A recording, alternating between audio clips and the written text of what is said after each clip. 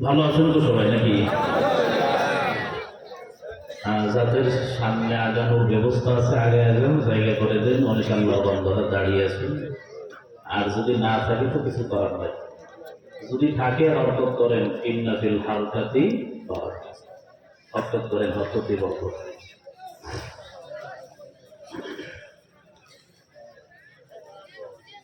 আলহামদুলিল্লাহ الحمد لله الذي خلق الإنسان وكرمه وعلمه من البيان ما لم يعلم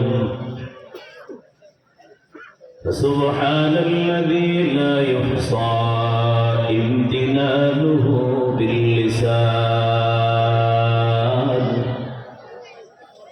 ولا بالقلم ونشهد أن لا إله إلا الله وحده لا شريك له لا ضد له ولا ند له ولا مثل له ونشهد أن سيدنا وسندنا وحبيب ربنا وطبيبنا وطبيب قلوبنا ومولانا محمدا عبده ورسوله صلى الله تعالى عليه وعلى آله وأصحابه وبارك وسلم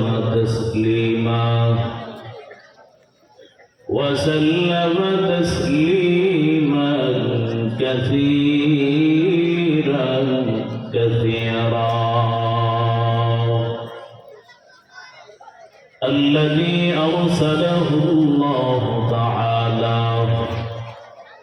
بالحق بشيرا ونذيرا وداعيا إلى الله بإذنه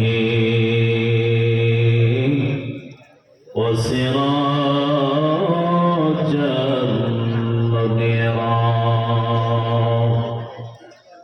اللهم صل على محمد وعلى آل محمد كما صليت على إبراهيم وعلى آل إبراهيم إنك حميد مجيد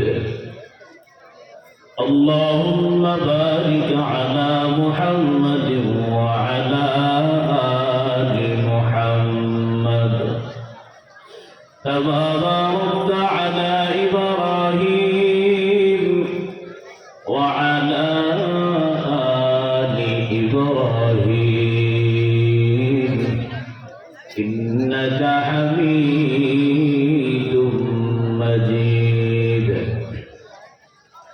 سبحانك لا علم لنا إلا ما علمتنا إنك أنت العليم الحكيم رب يسر ولا تعسر وتمم علينا بالخير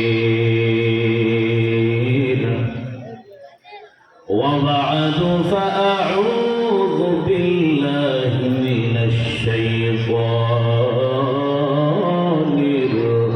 الرجيم بسم الله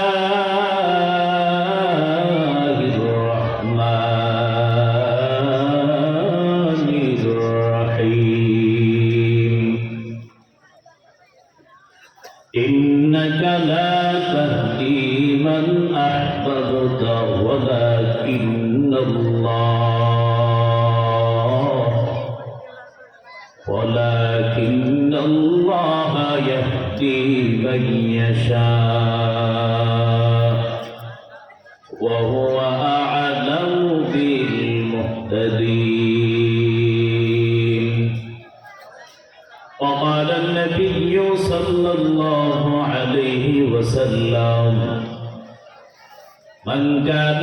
آخر كلامه لا إله إلا الله دخل الجنة صدق الله مولانا العظيم وصدق رسوله النبي الكريم ونحن على ذلك من الشاهدين والشاكرين والذاكرين والحمد لله رب العالمين कौनैन कौ खुदा रे खुदा तुमको बनाया कौनैन कौ खुदा रे खुदा तुमको बनाया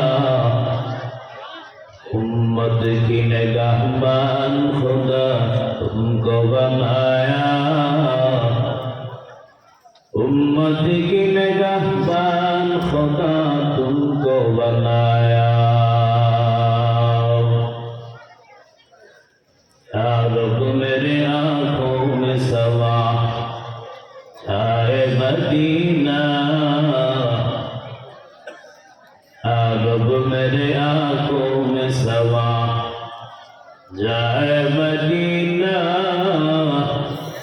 मुद्दत से मेरे दिल में तमन्ना है मदीना मुद्दत से मेरे दिल में तमन्ना है मदीना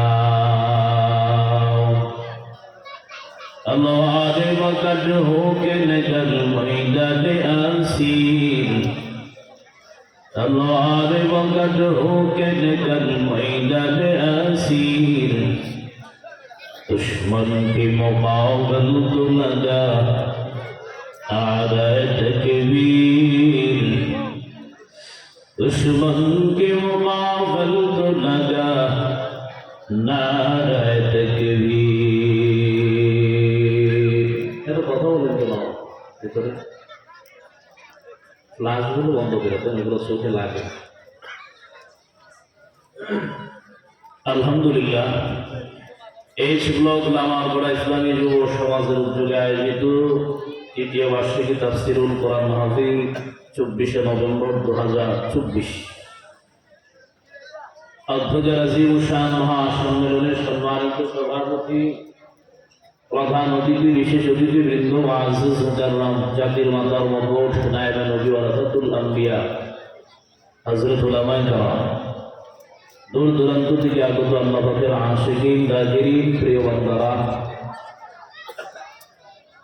পর্দার আড়ালে অবস্থানরত শ্রদ্ধা সম্মানিত মা ও বোনেরা আল্লাহ পাক রব্বুল আলামিনের দরবারে অসংখ্য অগণিত শুকর যে আল্লাহ পাক রব্বুল আলামিন আমাদের সকলকে সমস্ত কাজ থেকে ফারিগ করে দ্বীনের নিসবতে আল্লাহ ওয়ালাদের সুহবতে বরকতপূর্ণ মজলিসে আসা ও বসার জন্য কবুল ও মঞ্জুর করেছে নিয়ামতের শুকর আদায়ার্থে আমরা উচ্চ কণ্ঠে দিল ভাঙ্গা আওয়াজে অন্তরের অন্তঃস্থল থেকে আমরা কালেমাতুর শুকর উচ্চারণ করি আলহামদুলিল্লাহ।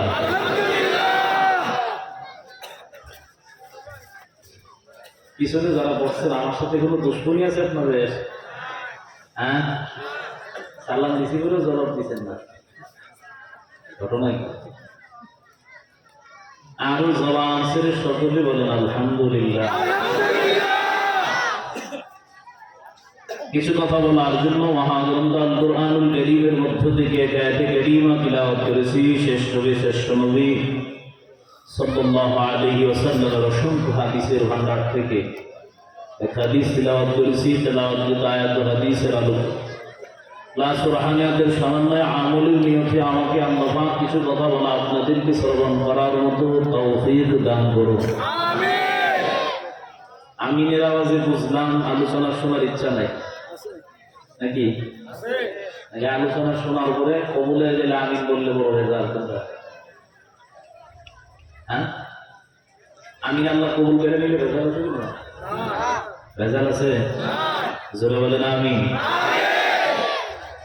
সর্বোপরি শুকর যাদের মেহনতে আজ সুন্দর আয়োজন, এর পিছনে যারা মেহনত করেছেন এলাকা সর্বস্তরের তৌহিদি জনতা, ছোট বড়, ধনী গরিব, নারী পুরুষ, উলামা হযরত, ইমাম মাসাজিদ, মাহফিল কমিটি কর্তৃপক্ষ, আল্লাহ পাক রব্বুল আলামিন যে যেভাবে নুসরত করেছেন, টাকা পয়সা, জানমাল, পরামর্শ, অর্থ, সময়, মাইক, লাইট, প্যান্ডেল, আল্লাহ পাক রব্বুল আলামিন সকলের নুসরতকে কবুল করেন। তাদের আল্লাহ পাক এই মাহফিলকে জরিয়া করে জিন্দা মুর্দা সকলকে মাফ করে দেন। বরকতপূর্ণ মজলিসে আপনাদের সামনে উপস্থিত হতে পেরে আমি নিজের ধন্য মনে করি।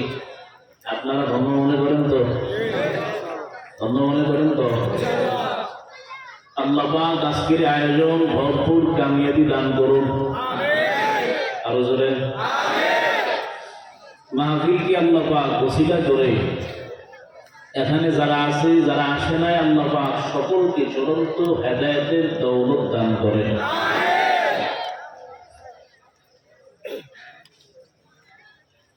এখানে আপনার উপস্থিত হয়েছে বিভিন্ন জায়গা থেকে অনেক আল্লাহর বান্দা বান্দীরা এখানে উপস্থিত হয়েছে কিছু খোরাক নেওয়ার জন্য,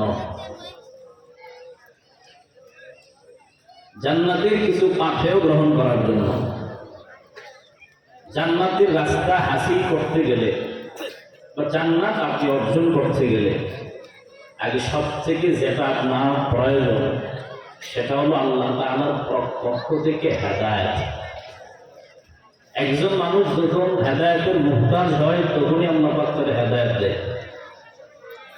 হেদায়েত এমন একটা জিনিস, টাকা পয়সা, ধন সম্পদ, বাড়ি গাড়ি, অট্টালিকা কোনো কিছু দিয়ে কেনা সম্ভব? জোরে বলেন সম্ভব?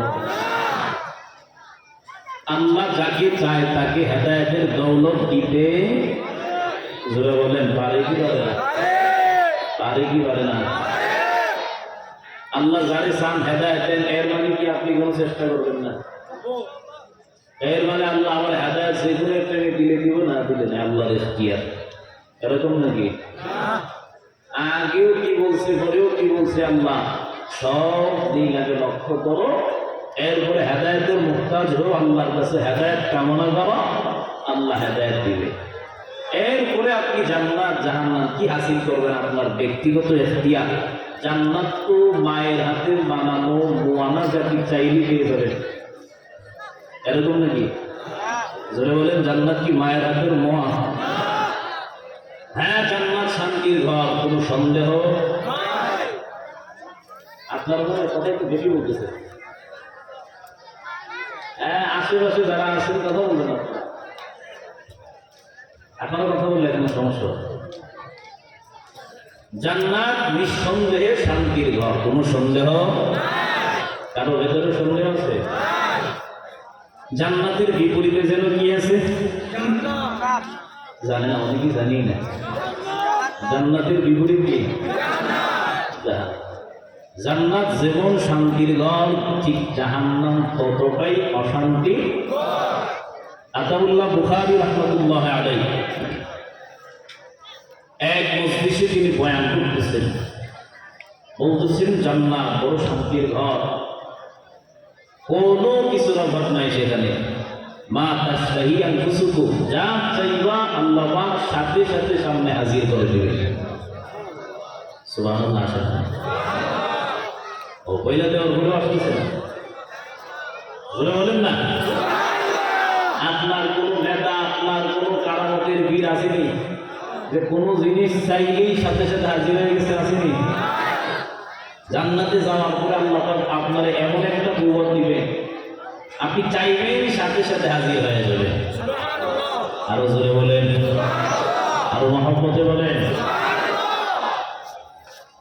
উনি বয়ান করতেছে জান্নাত বড় শান্তির ঘর, চাইতে দেরি হবে পাইতে। চালাক বাঙালিদের মধ্যে, চালাক মানুষের মধ্যে কিছু আবার বেশি চালাক আছে, অতিরিক্ত চালাক। ওইটারে আমাদের দেশে কই কি জানেন বলবো? ওইটারে বলে চুল পাতনা। এটা কি বলে? চুল পাতনা, যেটা বেশি পাই যাবে। তো এক ভরপুর মজলিস থেকে এক বান্দা দাঁড়ায় গেছে, সাহেব মেরে এক সওয়াল করা। আমার একটা জিনিস জানার ছিল, জান্নাত এত বড় শান্তির ঘর, সব কিছু বানো, কিন্তু দুনিয়াতে তো আমার অভ্যাস বড় খারাপ, জান্নাত में সিগারেট मिलेगा? জান্নাতে কি সিগারেট পাওয়া যাবে? প্রশ্ন করতেছি না, উনি প্রশ্ন করতেছে আতাউল্লাহ বুখারী রাহমাতুল্লাহ আলাইহি, যে জান্নাতে কি পাওয়া যাবে? সিগারেট পাওয়া যাবে? আতাউল্লাহ বুখারী রাহমাতুল্লাহ আলাইহি জবরদস্ত একজন ওলি, এলেম যেমন উনি সুন্দর করে জবাব দিয়ে বলেন, বাবা জান্নাতে যদি সিগারেট পায়াও যাও, আগুনের জন্য জাহান্নামে যাওয়া যাবে। তো এরপরে বুঝবা আগুন আগুন ছাড়া কি সিগারেট খাওয়া যাবে না? সাবাই সাবাই খাওয়া যাবে? জান্নাত এমন এক শান্তির ঘর, পাইতে দেরি হবে, পাইতে। জান্নাত পাওয়ার জন্য আগে হেদায়েতের রাস্তায়, সোজা রাস্তায় দাঁড়াতে হবে। হেদায়েত না থাকলে আল্লাহ কি বলেছেন, আগে কি বলেছেন, পরে কি বলেছেন, সবগুলো আগে জানা লাগবে। হেদায়েতের রাস্তায় নিজের চেষ্টা মুজাহাদার মাধ্যমে আসতে হবে। হেদায়েত ছাড়া কোনো কিছু সম্ভব না। আর আগে পরের কথা না শুনলেও ভেজাল আছে না নাই? জোরে বলেন ভেজাল কি? আল্লাহ কোরআনে বলছেন লা তাকরাবুস সালাহ, অর্থ হলো তোমরা নামাজের নিকটেও যায় না, নামাজের নিকটেও যায়। এখন এর সাথে বলবো নামাজ পড়লে কি করবো? আল্লাহ নিজেই দিয়েছে লা তাকরাবুস সালাহ, নামাজের আশেপাশেও যায় না।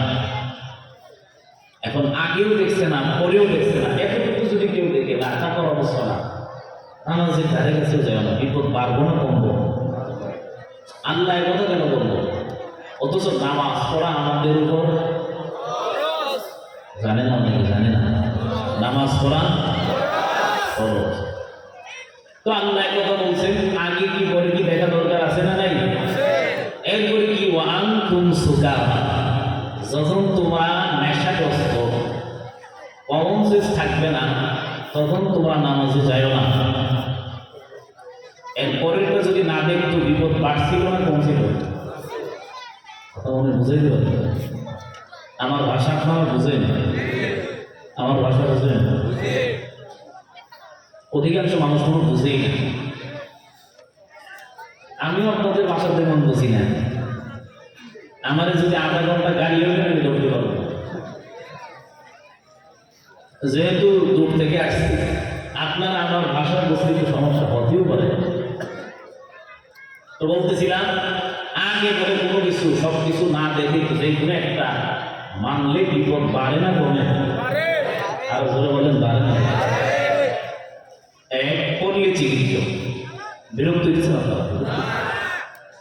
এক পল্লী চিকিৎসক, সে এলাকার সীমাগুলিতে ডাক্তারি করে।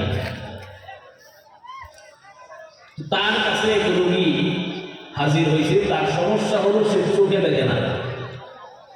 যে চোখে দেখে না তার কি বলে? অন্ধ। চোখে দেখে না, ডাক্তারের কাছে গেছে। যাওয়ার পরে ওই যে পল্লী চিকিৎসক হাতুড়ি ডাক্তার যেটাকে বলে গেছে, আমার তো চোখে সমস্যা, চোখে দেখি না, আমার কোনো চিকিৎসা আসেনি। অনেক পল্লী চিকিৎসক চিবাগুল্লিতে ডাক্তারি করে, বই দেখে দেখে মেলে মেলে কিতাবে যা আছে উনি ডাক্তারি করে। তোমার চোখের সমস্যা? ঠিক আছে, তারা আমি কিতাব পড়তেছি। কিতাব খুলছে, ঘুমতে ঘুমতে ঘুমতে ঘুমতে ও শেষ পৃষ্ঠায় গিয়া দেখে, হ্যাঁ তোমার চিকিৎসা একটা পাইছি, তোমার চিকিৎসা একটা আছে। কি চিকিৎসা? দেখবেন যাদের লেখাপড়া নাই, হকার চিনেন আপনারা? হকার চিনেন? কথা বলেন সবাই, হকার চিনেন? ক্যানভাসার যেটা ওইগুলা দেখবেন বড় বড় চ্যালেঞ্জ মারে। হ্যাঁ উঠছে নর্মাল একটা লোকাল বাসে উঠে কোনো এমবিবিএস থাকলে দাঁড়াও। এমবিবিএস কি লোকাল গাড়িতে চলে? লোকাল গাড়িতে চলে, ওইটা ভালো করেই যাবে। তো আল্লাহর বান্দা কিতাব খুলে, তোমার একটা চিকিৎসা আছে, দিতে পারি চিকিৎসা। কি চিকিৎসা? এখানে লেখা আছে যদি চোখে সমস্যা হয়, রড রড ছিলেন আপনারা, রড বা লোহা লোহা গরম করে পিছনে 3টা দাগ দিতে হবে। পিছনে কয়টা দাগ দিতে হবে? 3টা দাগ দিলে চোখ তোমার ভালো হয়ে যাবে। বেচারা বলতেছে চোখের সাথে আমার পিছনের সম্পর্ক, সমস্যা কোথায়? চোখে। তো পিছনে দাগ দেওয়া সম্ভব হয়? কিতাবে লেখা, আমি কি তোমার মিথ্যা বলতেছি? কিতাবে লেখা আছে, দেখো। বেচারা চিন্তা করবো সারা জীবন কানা থাকবো, এর চেয়ে ভালো 3টা দাগ নিয়ে আনি করে সুস্থ হয়ে যাবে, চোখ ভালো হয়ে যাবে। সব সময় কানা থাকাচ্ছে, একদিন একটু কষ্ট করে আমি ভালো হয়ে গেলাম, এটা ভালো না? ভালো। তো ঠিক আছে, করো, তোমার চিকিৎসা তুমি করো, সুস্থ হয়ে যায়। অন্ধ থাকতে আর ভালো লাগে না। এবার ঠিক আছে, রড গরম কইরা পিছনে দিছি 3টা দাগ। এই 3 দাগ দেওয়ার পরে গরম সেটা খাইছে। আগে আমার সমস্যা ছিল চোখে দেখতো না, এখন চিকিৎসা করার পরে বইতেও পারে না। সমস্যা বাড়ছে না বলছে? বাড়ছে না বলছে? আগে সমস্যা ছিল কি করতো? চোখে দেখতো, এখন দাগ দেওয়ার পরে চিকিৎসা করার পরে বসতেও পারে না। কি করব কি করব, আবার চিকিৎসার জন্য গেছে ওই টেকনাফ সদরে ভালো হসপিটালে গেছে। কি সমস্যা? তার সমস্যা ছিল চোখে, এখন পিছনে আছে। আগে চোখে দেখতাম না, এখন বসতেও পারি না চিকিৎসা করার পরে। তুমি কি চিকিৎসা করছো যার কারণে চোখের চিকিৎসা করতে গিয়ে তুমি বসতে পারো না? কামরু এলাকার এই ঠাকুরি ডাক্তার বই দেখে দেখে আমাকে চিকিৎসা করছে।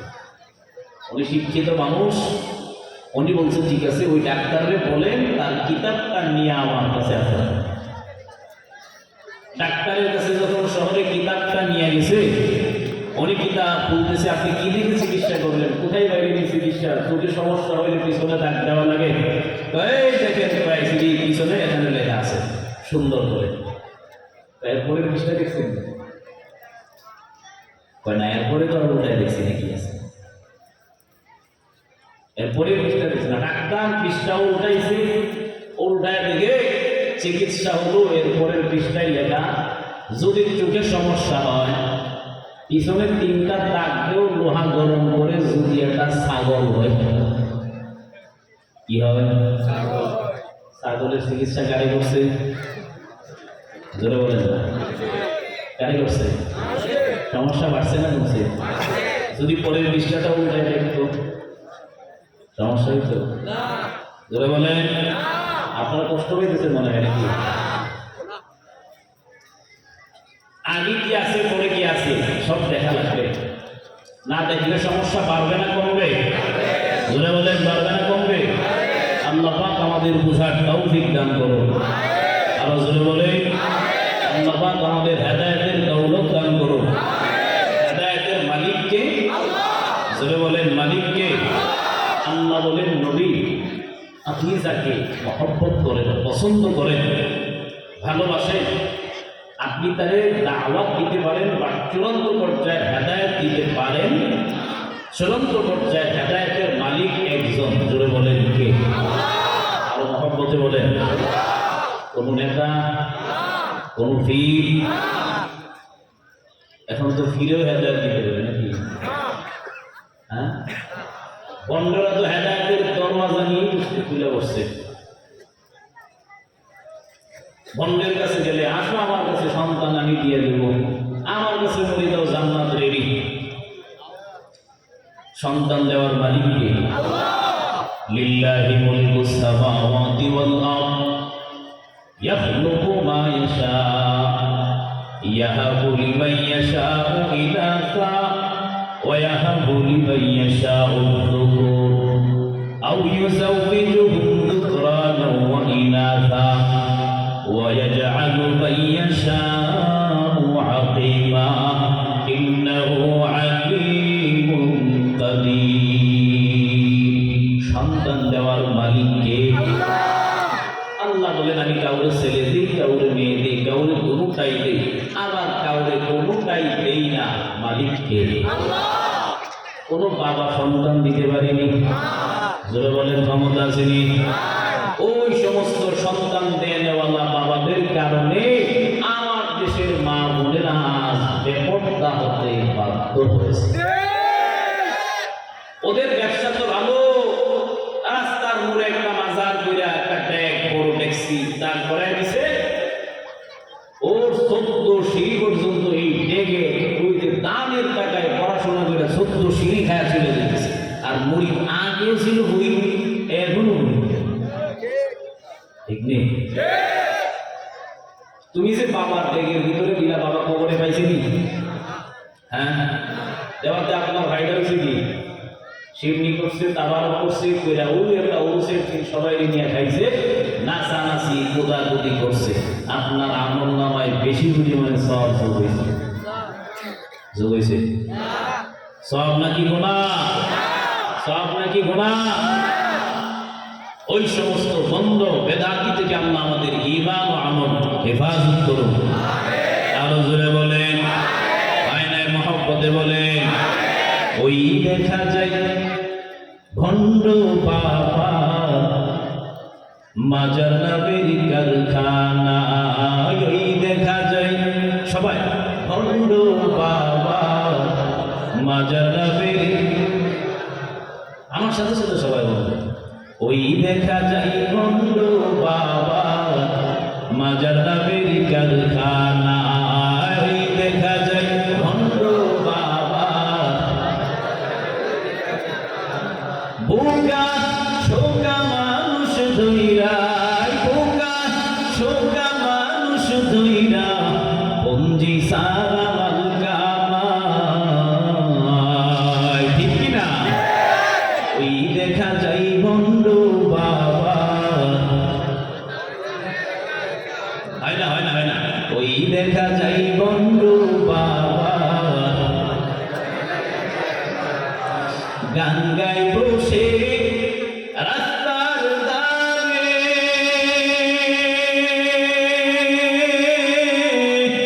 টাকার আশায় জিকির করে, গরম গরম ব্যবসা তাদের, পয়সা রুচির অভাব নাই, ওই দেখা যাই ভণ্ড বাবা,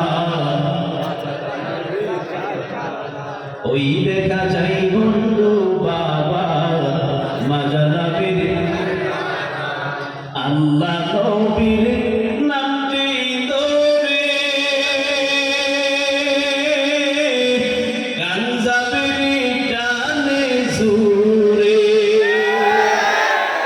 আল্লাহ নবীর নামটি ধরে গাঞ্জা বিড়ি টানে সুরে, মরিদ তানরা সিজদা করে পীর সাহেবের কদম তলায়, ঠিক কিনা?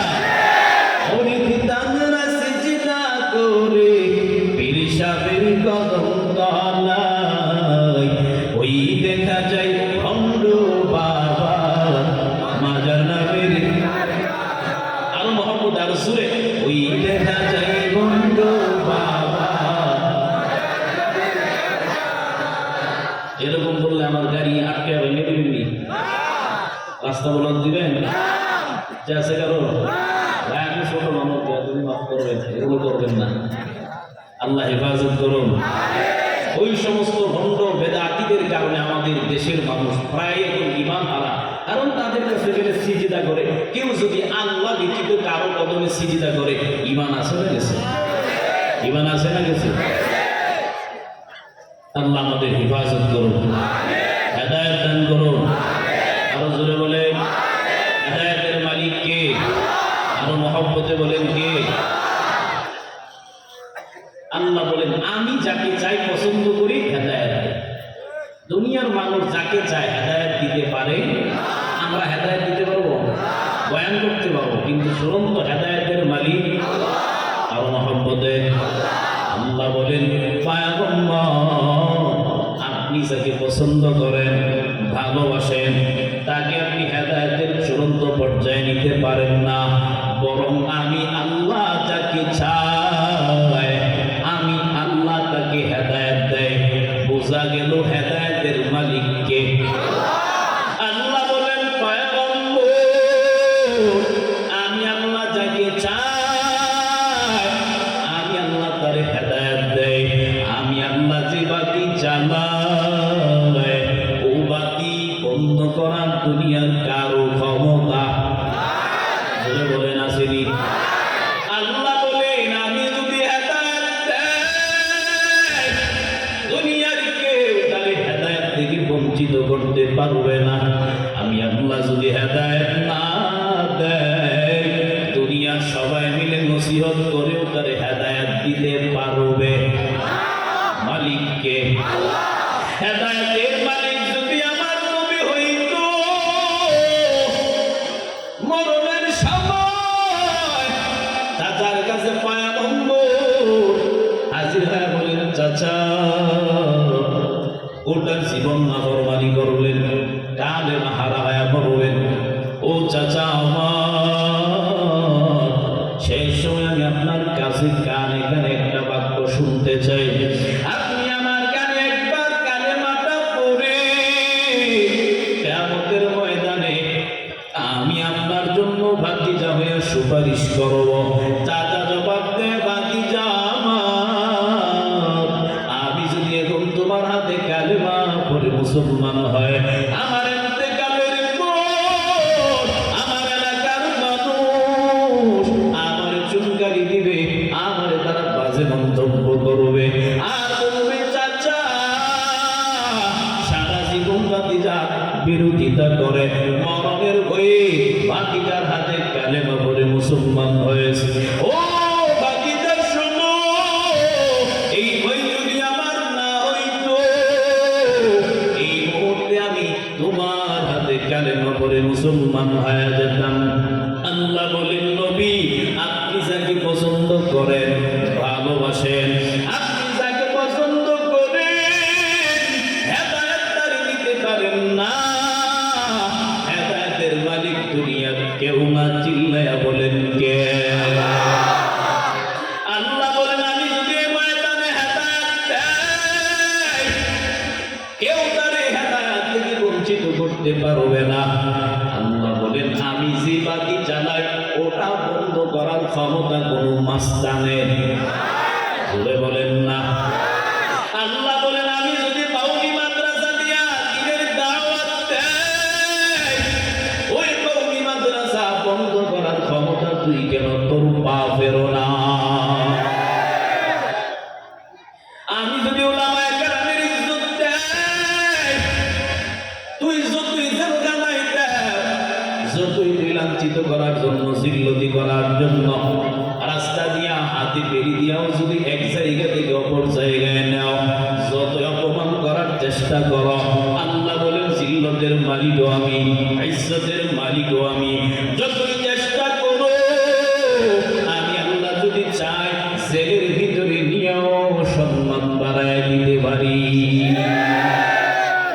ওই যে তাকাইয়া দেখো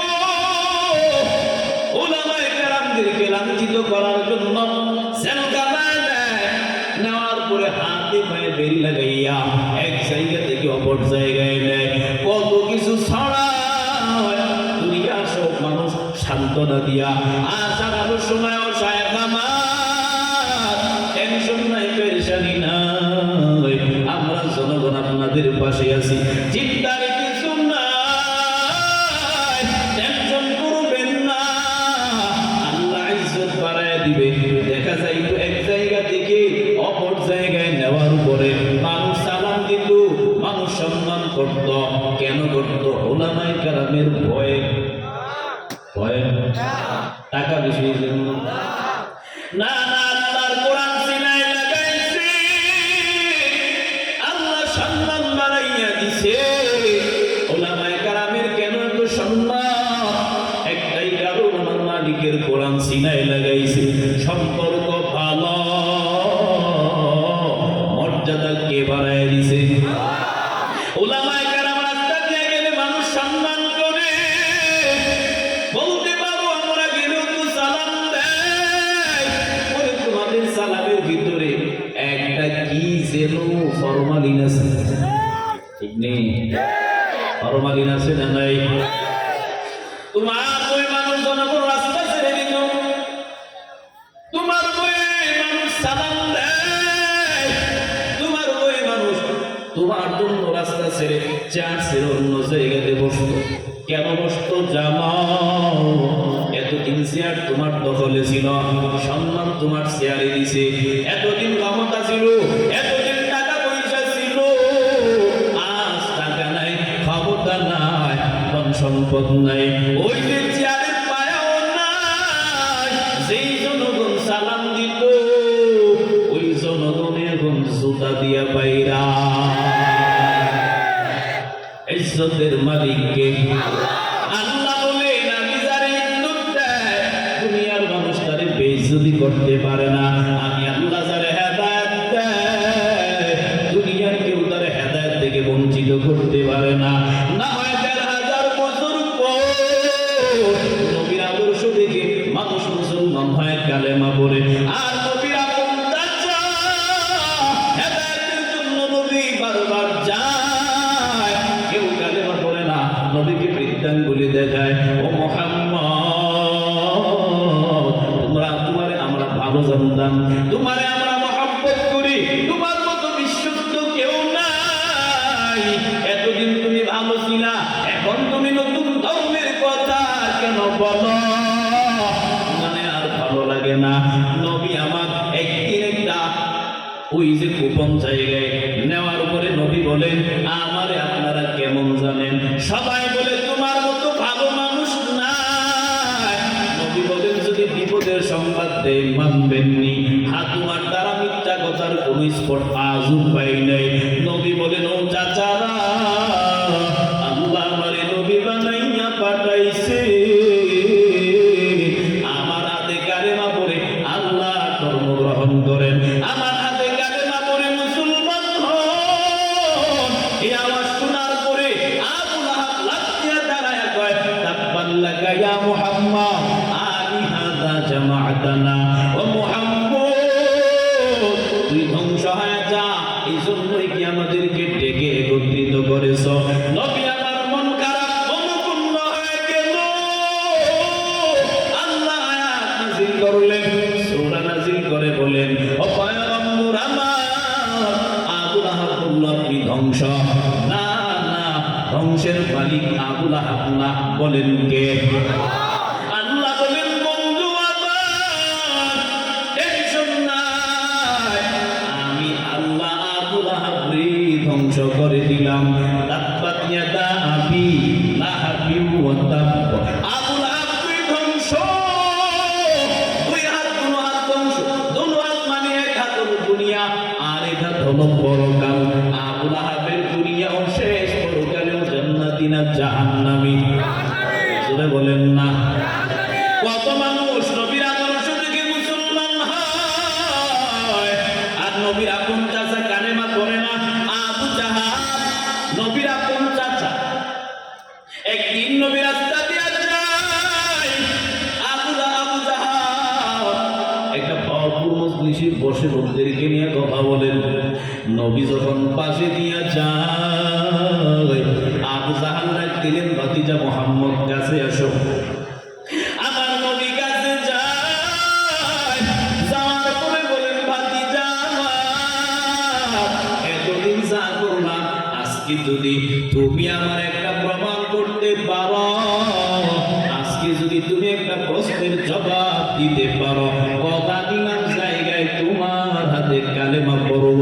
কিন্তু না না, মনে বড় শয়তানি, কারণ কলম তাদের ভালো না। ফি কুলুবিহিম মারাদুন ফাযাদাহুমুল্লাহু মারাদা, তাদের মহর কলবে একেবারে পচে গেছে। দিনের কথা শুনে কানে নেয় না, হাসি ঠাট্টা করে। এবার বলেন, ভাতিজা মুহাম্মদ শুনো, যদি তুমি আমারে একটা জিনিস প্রমাণ করতে পারো, তুমি যে নবী, যদি এটা জাহের করতে পারো, আমি কালেমা করে মুসলমান হব।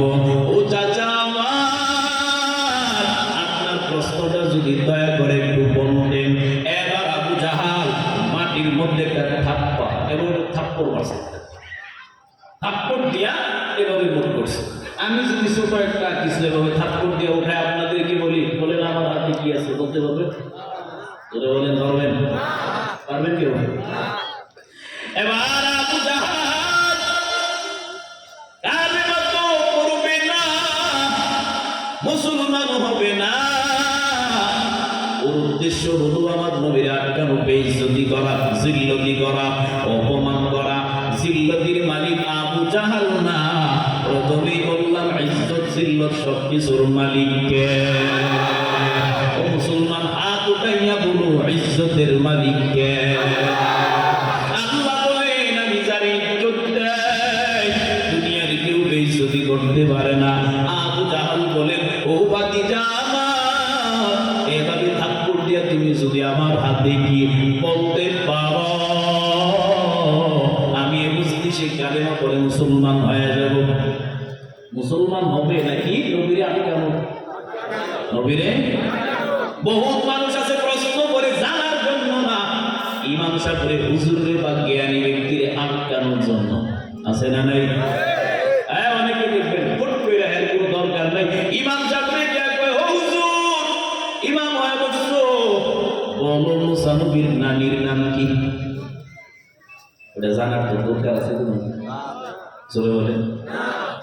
এবার নবীর সামনে আবু জাহাল হাতটা ধরে বলেন ভাতিজা বলো আমার হাতে কি যদি বলতে পারো, কথা দিলাম আমি তোমার হাতে কালেমা পড়ে মুসলমান হয়ে যাব।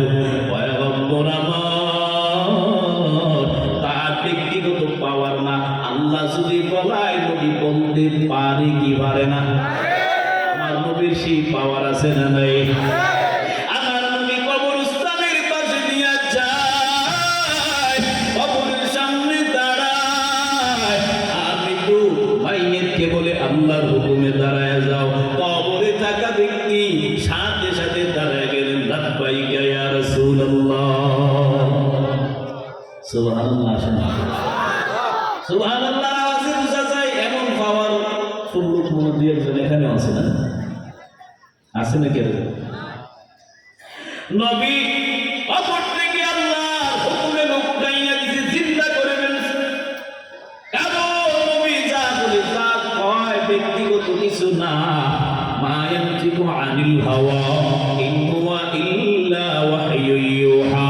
আমার নবী কিছু বলে না, আমার নবী নিজে থেকে বানাইয়া কিছু কয় না।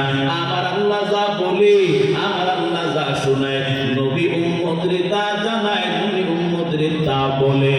আবু জাহাল বলে ও ভাতিজা হাতে কি যদি বলতে পারো কি বলবো?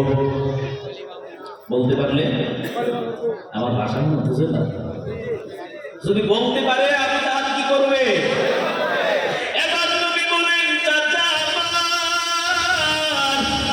আমি যদি ঘটনাটারে আর একটু ইন্টারেস্টিং করি, কি আমি নিজে না বইলা আপনার হাতে যেটা আছে ওইটা যদি বইলা ফেলে আপনি কালেমা বলবেন নি?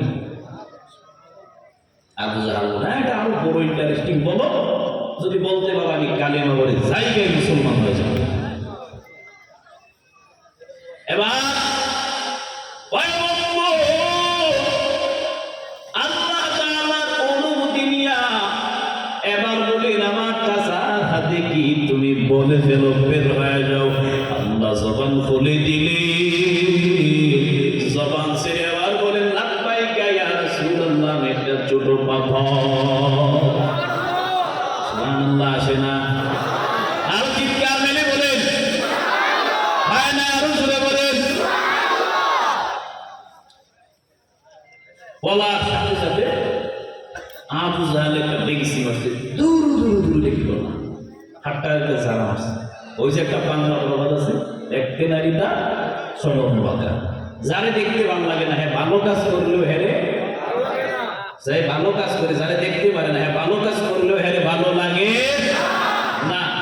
তোমার এতদিন দেখতাম জাদু এইভাবে এদিক সেদিক ঘুরাইতা, এখন তুমি আমার হাতের ভিতরে জাদু হয়ে গেছো, জাদু এতদিন আশেপাশে ছিল, এখন আমার হাতের ভিতরে তুমি জাদু দিয়ে দিছো। জাদু ছিল না মুজিজা? জাদু ছিল নাকি আল্লাহর পক্ষ থেকে পাওয়া? কারণ তার তো মোহর মারা, সে কালেমা করবে না। সে তো কালেমা পড়বে না, আমার নবীরে আটকানোর চেষ্টা। দেখতে নারীতা চলো, যারে দেখতে ভালো লাগে না। জামাই যত বড় হিসাব, জামাই যত বড় আলেম হয়, ও কি কোনোদিন জামাইয়ের কাছে মুড়ি দেয়? জোরে বলেন না, মুড়ি দেয়?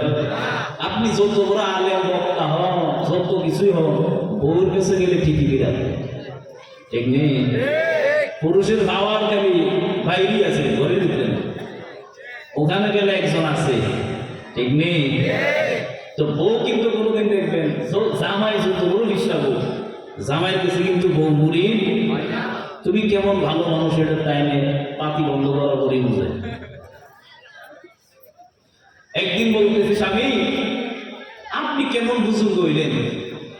গতকাল রাতে আমি যখন উঠছি, একজন মামদারে দেখি বুজুর্গ আকাশ দিয়া উড়ে উড়ে যাইতেছে।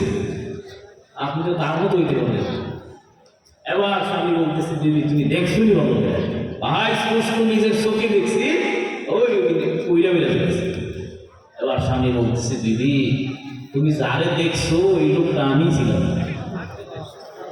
এই লোকটা ওই যে দেখতে নারী না, তুমি ছিলা? এই জন্য দেখছি একটা হাত বাঁকা হয়ে গেছে, একটা হাত খেয়েছে হাইরা যেতে পারে। মহিলারা কোনোদিন সহজে হারে না, মানে হারে না বলতে জামাইয়ের কাছে হারে না। আবু জাহাল হাতে কি আছে নবী বইলা বলছে, যারা মারছে কারণ সে তো কালেমা পড়বে না আমার নবীর আটকানোর উদ্দেশ্য, ঠিক কিনা? যতই গর্ত করো না কেন, যতই বিপদে ফালাও, কিন্তু না না দুনিয়ার কেউ নবীর পাশে না থাকলেও আল্লাহ আমার নবীর পাশে আছে, ঠিক কিনা? আমার আল্লাহ যদি কারো পক্ষে থাকে তার কোনো ভয় আছে না? না, কোনো ভয় না। আমার পয়গম্বর দাওয়াত দেয়, আবু জাহালকে বুঝায়, আবু লাহাবকে বুঝায়, আবু তালিবকে বুঝায়, কেউ মানে না। আবু তালিব নবীর সাথে 3 বছর জেলখানায়, এরপরও কালেমা পড়ে নাই, এরপরও সেই দিনের জন্য আল্লাহর কাছে মনোনীত হয় নাই। পয়গম্বর বুঝা গেল হেদায়েতের মালিক আমার নবী না, চিল্লায়া বলেন কে? হেদায়েতের মালিক কে? আল্লাহ বলেন, আমি যারে হেদায়েত দেই দুনিয়ার কেউ গিরাইয়া রাখতে পারে না। আমি আল্লাহ যদি হেদায়েত না দেই, কেউ তারে হেদায়েত দিতে পারে না। আবু জাহাল একদিন আবার নবী বলেন, ও ভাতিজা আমার, এতদিন তোমার আমি বিরোধিতা করলাম, না না আর আমি তোমার বিরোধিতা করব না, আমি আর তোমার বিরুদ্ধে যাব না। তোমারে আমি আগামীকালকে আমার বাড়িতে দাওয়াত করলাম। ও ভাতিজা আমার, তুমি বড় এতিম, মা নাই বাবা নাই, তোমার মতো অসহায় আর কেউ নাই, তুমি আগামীকাল আমার বাড়িতে দাওয়াতে আসবা। পয়গম্বর মনে মনে খুশি, চাচা আমারে দাওয়াত করেছে। জীবনে আমি বাবার আদর পাই না, জীবনে আমি মায়ের আদর পাই না, আমার জীবনটা বড় কষ্টের। মানুষ বিপদে পড়লে, সন্তান বিপদে পড়লে মায়ের কাছে দোয়া চায়, বাবা পাশে দাঁড়ায়। পয়গম্বর বলে, আমি কার, আমার পাশে কে দাঁড়াবে? আমার মাও নাই, বাবাও নাই। কত মানুষ কত কিছু বলে, আমার ধর্মের লোকেরা, আমার বংশের লোকেরা হত্যা করার পরিকল্পনা করে। একবার আরবের লোকেরা আবু তালিবের নিকট যায়, এবার গিয়া বলেন, ও আবু তালিব, তোমার ভাতিজা মুহাম্মদকে ফিরাও, তোমার ভাতিজাকে ফিরাও। আমরা মূর্তি পূজা করি, আমরা মূর্তিকে সম্মান করি, তোমার ভাতিজা আবার কোন ধর্মের কথা কয়? আমগো মূর্তির বিরুদ্ধে কথা কয়, আমাদের ভালো লাগে না। তোমার ভাতিজাকে বুঝাইয়া মানাও, যদি না পারো আমাদের হাতে সুপুর্দ করে দাও, আমরা ওর বিচার করব। আবু তালিব এবার গেলেন, ও ভাতিজা মুহাম্মদ, আমরা মূর্তির পূজা করি, আমরা সালাম করি, তুমি আবার কোন ধর্মের বিরুদ্ধে কথা বলো, তুমি আবার কোন ধর্মের দাওয়াত দাও? এবার তুমি জবাব না দিয়া চোখের পানি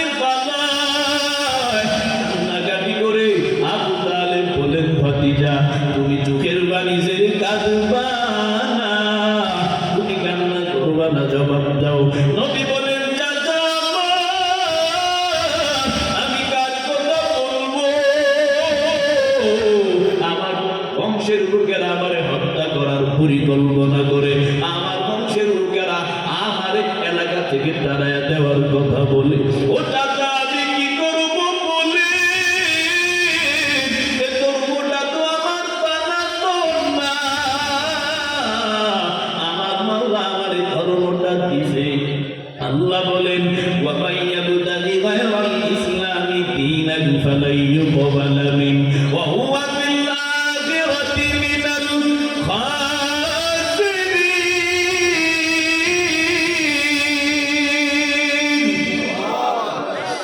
আয় আল্লাহ, আল্লাহ তো এই ধর্মটা মনোনীত করে পাঠাইছি। ইসলাম ধর্ম কার মনোনীত? বলে বলেন না। ইসলাম ধর্ম বাদ দিয়ে অন্য ধর্ম নিয়ে যারা মাতামাতি করবে তারা দুনিয়াও ক্ষতিগ্রস্ত, পরকালেও তারা জাহান্নামের বাসিন্দা। কারণ যত ধর্ম আছে কেউ করে 4200, আরো কম বেশি হতে পারে। যত ধর্মই থাকুক না কেন কোন ধর্ম আল্লাহর মনোনীত না। আমার মাওলার মনোনীত ধর্ম একটাই, তার নাম চিল্লায়া বলেন কি? তার নাম কি? দীনিয়াল ইসলাম দীনু মাওকাহু আরজু কুফরানান আফওয়ান ইনদাহু মুকতাদায়া নাবিয়্যুন ওয়া সাহবুহু নুজুমুল হিদায়া ফি জামাহু। আল্লাহর মনোনীত ধর্ম একটা, তার নাম কি? ও চাচা আমি কি বলবো? আল্লাহ আমার ধর্মের কাজ করার জন্য পাঠাইছেন। আবু তালেব সান্ত্বনা দেয়, ও ভাতিজা তুমি তোমার ধর্মের কাজ করে যাও, তুমি তোমার ধর্মের দাওয়াত দাও। আমি চাচা বলে দিলাম আমি যতদিন বেঁচে আছি তোমার শরীরে আরবের কোন লোক একটা ফুলের টুকাও দিতে পারবে না। আবু জাহাল নবীর দাওয়াত দেয়, ভাতিজা তুমি আমার বাড়িতে দাওয়াত, আগামীকাল খানা খাইবা। নবীর মনে বড় আনন্দ, চাচা আমার দাওয়াত করছে, আগামীকাল যাব। গিয়া দেখি একটুনি আমার চাচারে বুঝাইয়া কালেমা পড়াইতে পারি। আমার বাবা নাই, আমার চাচা যদি দিনের জন্য কবুল হয় আমার একটা আশ্রয়স্থল হয়ে যাবে, ইসলামের পাওয়ারটা বেড়ে যাবে। পয়গম্বর আমার মনে পজিটিভ নিয়া, পজিটিভ ধারণা নিয়ে দাওয়াতের জন্য রওনা। ওদিকে আবু জাহাল কত খারাপ, মনের মধ্যে নেগেটিভ ধারণা নিয়ে বাড়ির সামনে একটা বিশাল বড় গর্ত খনন করছে। গর্ত খনন করার পর আবু জাহাল গর্তের উপরে একটা পাতলা কাপড় বা বিছানা বিছাইয়া দিছে, নিচে গর্ত আছে বোঝা যায় না। আবু জাহাল উপরে চাদর দিয়ে দিছে। ওদিকে নবী আসবে, গর্তে পড়বে, নবী মরে যাবে, মাটি চাপা দিয়া দেব, আমার রাজত্ব আর কেউ ধ্বংস করবে না, আমার বিরুদ্ধে কেউ কথা বলবে না। নবীর মনে পজিটিভ ধারণা, আবু জাহালের মনে নেগেটিভ ধারণা। পয়গম্বর দাওয়াতের জন্য রওনা। আস্তে আস্তে আবু জাহালের বাড়ির কাছে যায়, যাওয়ার পরে নবী কদম দেয়। আল্লাহ বলে জিবরাইল যাও, ও জিবরাইল তাড়াতাড়ি যাও, আমার বন্ধুকে ফিরাও। আমার বন্ধু যদি সামনে যায় গর্তে পড়ে যাবে। আবু জাহাল আমার বন্ধুরে মারার পরিকল্পনা করে। ও জিবরাইল জলদি যাও, তাড়াতাড়ি আমার বন্ধুরে ফিরাইয়া দাও। জিবরাইল বলেন পয়গম্বর তাড়াতাড়ি আপনি বাড়ির দিকে রওনা হন, সামনে আর যাবেন না বিপদ। কারণ আবু জাহাল আপনারে মারার জন্য সামনে বিশাল গর্ত খনন করছে। পয়গম্বর মনে বড় ব্যথা, চাচানি আমারে হত্যা করতে পারে। এবার নবী মনের ব্যথা নিয়ে বাড়ির দিকে রওনা। পয়গম্বর যখন বাড়ির দিকে যায়, আবু জাহাল তো ওই যে জানালার পাশে দিয়ে তাকায় দেখতেছে, দাঁত কিলকিলায় হাসে, ভাতিজা আসবে, গর্তে পড়বে, মাটি চাপা দিব। কিন্তু না না, ভাতিজা তো বাড়ির দিকে যায়, ভাতিজা তো দৌড়াইয়া বাড়ির দিকে রওনা। আবু জাহাল এবার ঘর থেকে নিজে বের হয়ে ডাক দিতেছেন, ও ভাতিজা দাঁড়াও, কোথায় যাও? নবী শুনে না সামনে যাই। আবু জাহাল নবীর দিকে নজর দিয়া দিয়া বারবার ডাকতে ডাকতে, ও ভাতিজা কই যাও? নবীর দিকে নজর, গর্তের দিকে না। যাইতে যাইতে সামনে যে গর্ত, ওইটাই সে নিজে হয়ে গেছে। যার জন্য পূর্বা গর্ত, ওই গর্তে নিজেরই পড়া লাগে, ঠিক কিনা? উপরে তুতু দিলে কই করে? উপরে একটা তুতু দেন তো, তুতু দিয়ে দেন কই করে? উপরে তুতু দিলে নিজের শরীরে পড়ে। অন্যের জন্য যতই ষড়যন্ত্র করো, তাও তিনি আবার সাইয়্যিদুল আম্বিয়া, তার বিরুদ্ধে ষড়যন্ত্র করো, আমার আল্লাহ বরদাস্ত করবে না। যতই ষড়যন্ত্র করো, হিফাজত করবে কে? আরো জোরে বলেন না কে? এবার আবু জাহাল নবীর দিকে রওনা। ও নিজে গিয়াই গর্তে পড়ে গেছে। গর্তটা আসলে ছিল ছোট, অল্প কিছু রশি বানাইলে টান দিয়া ওঠানো সম্ভব না। না, কারিশমা আমার আল্লাহ।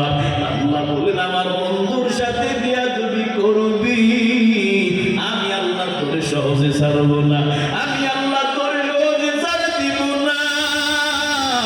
আবু জাহাল যখন গর্তে পড়ে, আবু জাহালের টান দেওয়ার জন্য গর্তে রশি ফালায়, যত রশি ফালাই ততই যায়, যত ফালাই ততই যায়। আবু জাহালের হাত নাগাল পাই না। আল্লাহু আকবার। আরো জোরে বলেন না, হাত উঠাইয়া জোরে বলেন আল্লাহু আকবার।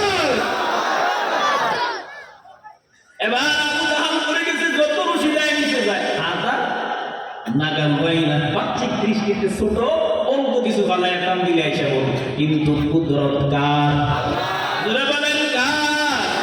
হাতের কুদরত তারি বরকামাল, আন্তা রব্বি আন্তা হাসবি জুল জালাল। যেটা সম্ভব না, ওইটারে সম্ভব করাই আমার মাওলার কাজ, ঠিক কিনা? এবার আবু জাহাল মরে গেল, রশি বালায় নাগাল পায় না। আবু জাহাল বড় চালাক, ও বুঝা গেছে আমার ভাতিজা যদি না আসে আমি উঠাবো। নবী যে সত্য নবী, হ্যাঁ কিন্তু জানবো। ওলামায়ে কেরাম জানে ওর নাম কিন্তু আবু জাহাল ছিল না।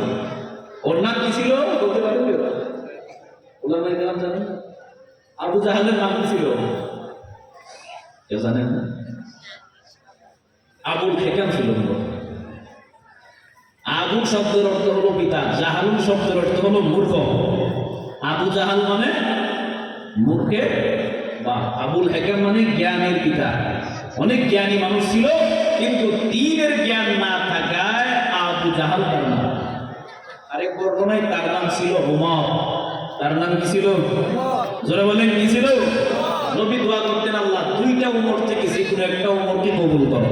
একটা খাত্তাবের ছিল উমর, আর একটা হিসামের ছিল উমর। এই আবু জাহাল। আবু জাহাল তো বুঝা গেছে যে মুহাম্মদে যদি আমার টান না দেয়, আমি জীবনও এই গর্ত থেকে উঠবে।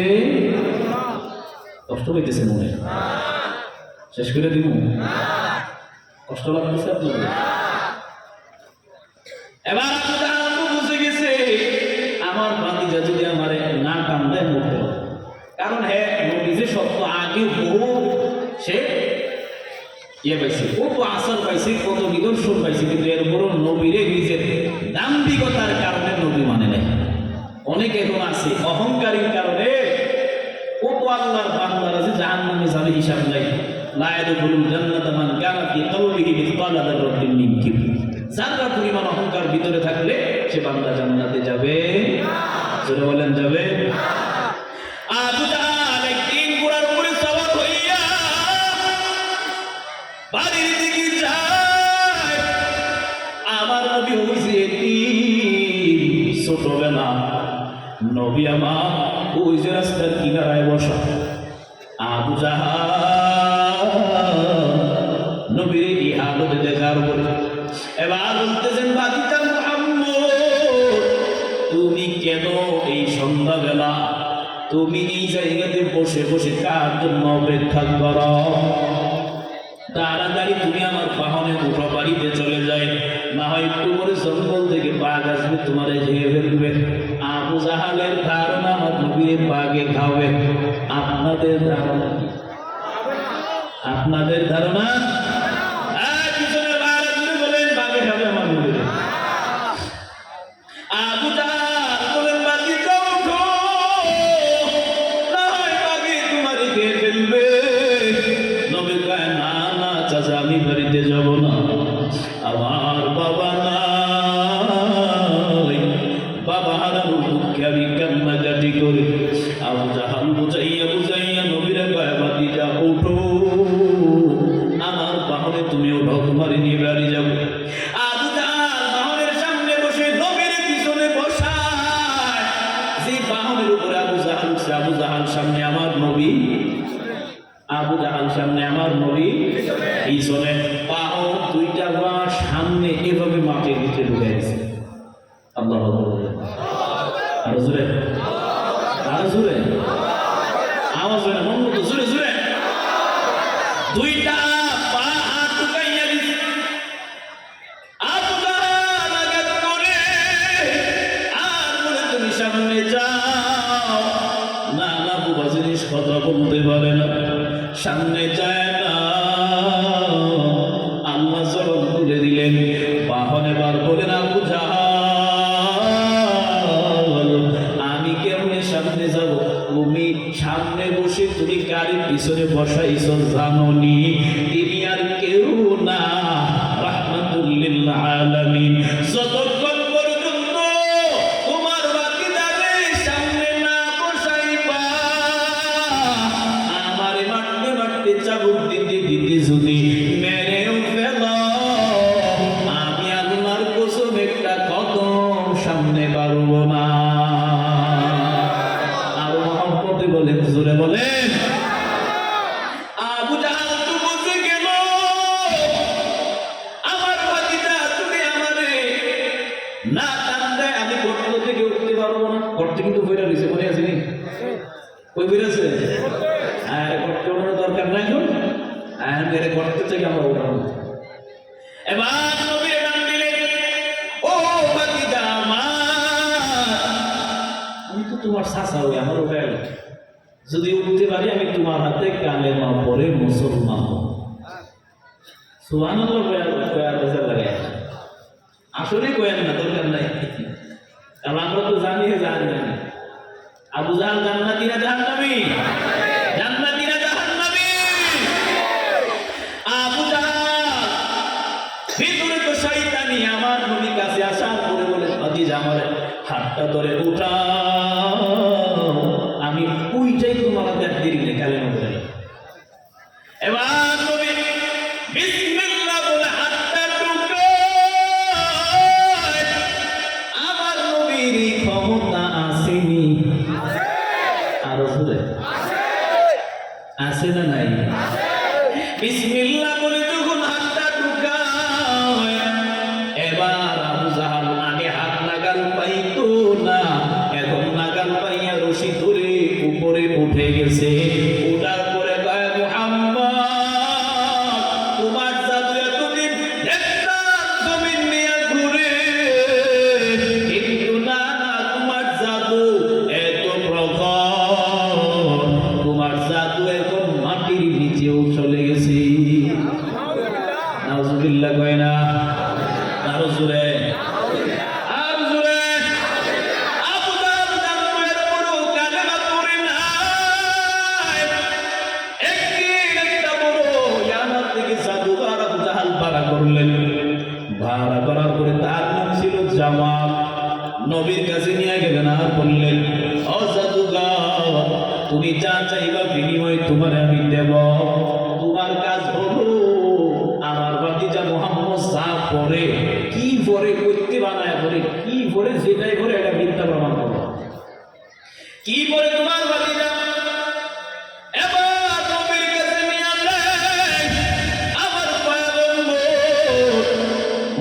মসজিদের মধ্যে বসে বসে আল্লাহ কোরআন তিলাওয়াত করে।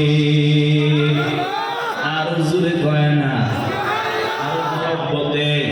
কারণ নবী তিলাওয়াতে তো মজা, নবী যখন তিলাওয়াত করতে বলে ইমানদার না বেঈমানরাও চতুর্দিকে কান লাগাইয়া তিলাওয়াত শুনত। কারণ কোরআনের মজা কোনোদিন শেষ হবে না, এর মজা আমার আল্লাহ কিয়ামত পর্যন্ত বাড়ায়া দিবে। একদিন সবাই বসলো, মুহাম্মদের কাছে সবাই যায়। নানা কঠোর ভাবে লকডাউন দিয়া দিছে, আগামীকাল থেকে মুহাম্মদের কাছে যাবা না, ওর কাছে যাবা না, নবীর তিলাওয়াত শুনবা না। সবাই যার যার বাড়িতে চলে গেল। আপনারা বিরক্ত হইতেছে? আর একটু চালান বাবা, অনেক দূর থেকে আসছি তো, আর একটু চালান আসবো, তাইলে কমিটি বাইন্দা তুলব, ঠিক না? কেউ উঠা বসা করবেন না। মোটামুটি অনেক মানুষ ফাঁকা হয়ে গেছে। খারাপ লাগতেছে মনে হয়, ঘুম এসে গেছে। কোন থেকে কথাটা আসছে?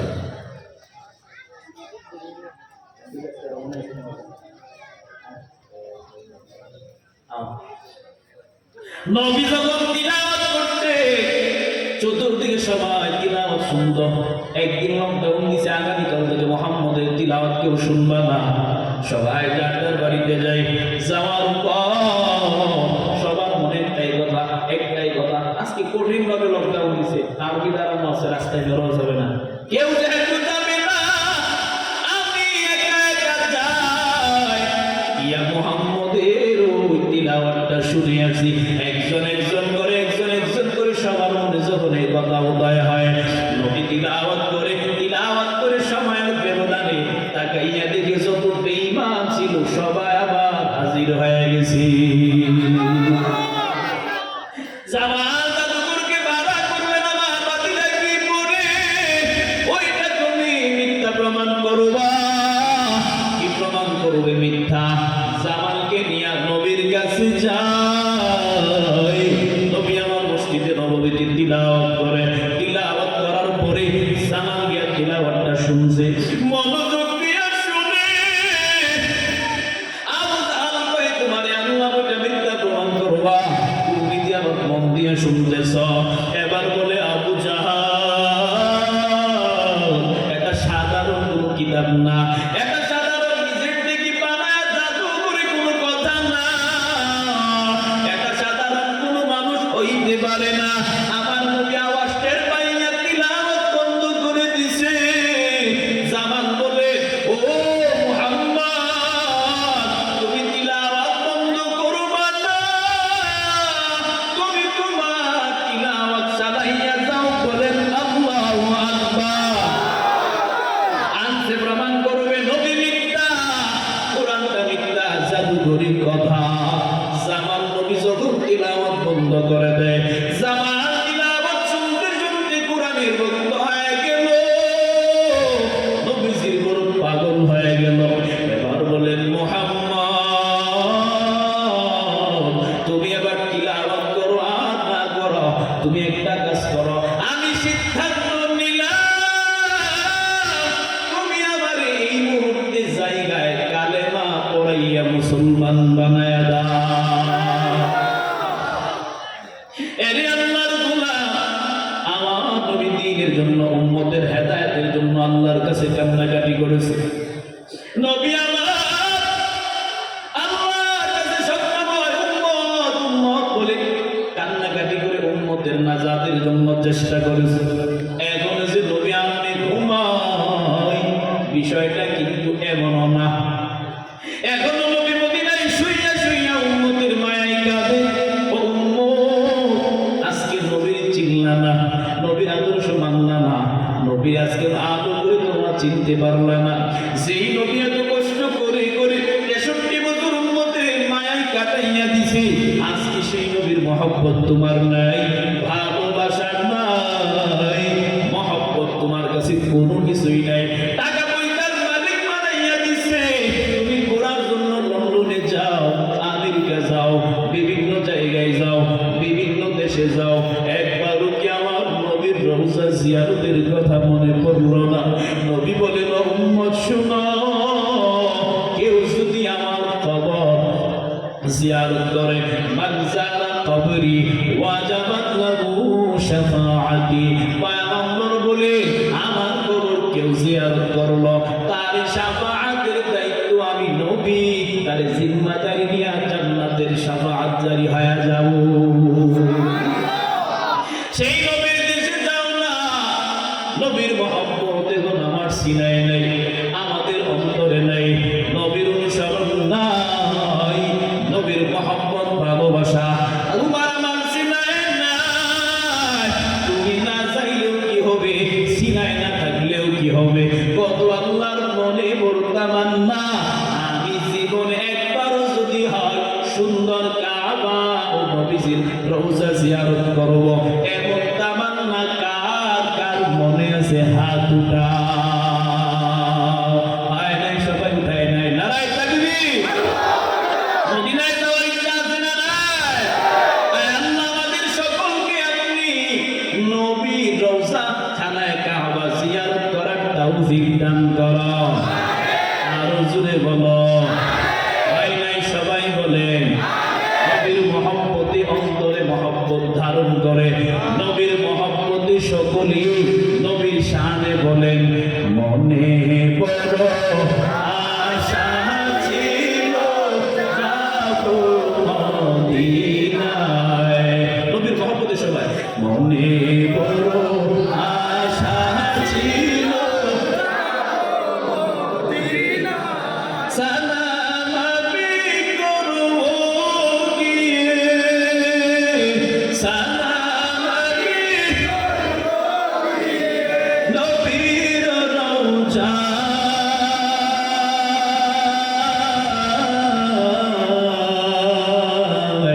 মনে বড়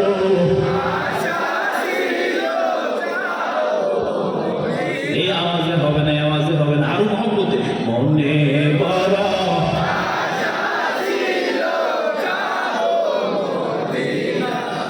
আরব সাগর পারি দেব, আরব সাগর পারি দেব, আরব সাগর পারি দেব, নাই গো আমার তরি, পাখি নই তো উড়ে যাব, জানাতে বল আশায় আছে সম্বল নাই, বলে আশায় আছে করি কি উপায়,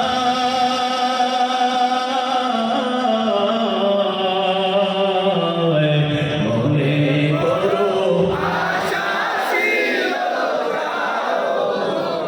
আরো জোরে মনে বড় আশা আছে,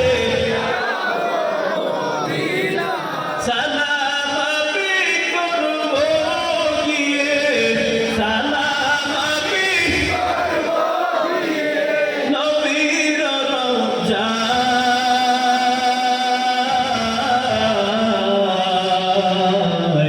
মনে বড়